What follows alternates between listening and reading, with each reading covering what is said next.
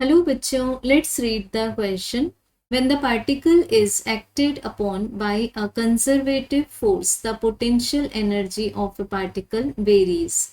The given figure shows the variation of potential energy of a particle with displacement. Particle is in equilibrium at points. So बच्चों यहाँ given है हमें एक particle, इस particle के ऊपर एक्ट होता है, अप्लाई होता है कंजर्वेटिव फोर्स.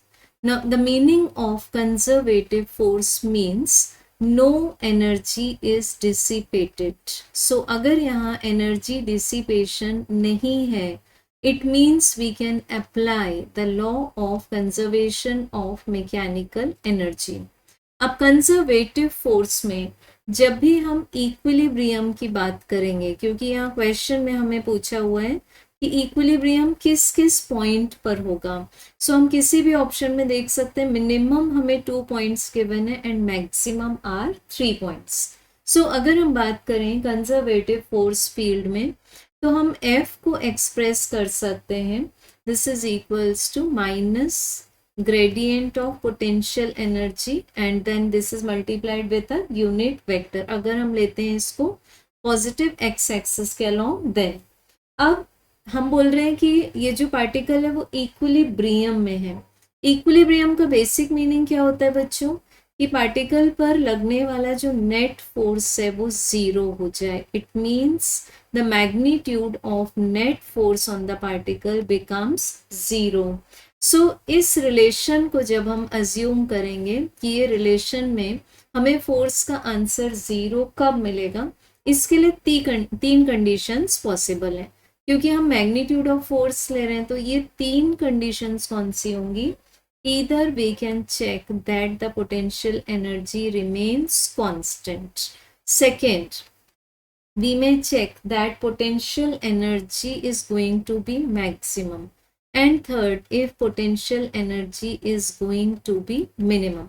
But यहाँ पर जो maximum and minimum की condition है, they are for the unstable and stable equilibrium, जो कि यहाँ हमें नहीं पूछा है. So we will be taking the potential energy as constant. So अब हम ग्राफ में चेक करते हैं points A, B, C, D, E, F and G. इस तरह से हमें गिवन है 7 पॉइंट्स.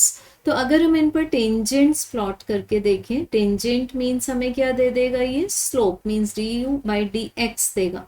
तो हमें A पर जो टेंजेंट मिल रही है, एज वेल एज D पर टेंजेंट मिलती है, एज वेल एज जो G पॉइंट पर टेंजेंट मिलती है, इनका जो स्लोप है वो जीरो है, क्योंकि वो एक्स एक्सिस के पैरेलल है. सो इट मीन्स ये पॉइंट्स पर हमें du by dx की वैल्यू जीरो मिल जाती है. It means force is going to be zero at these 3 points which are A, D and G.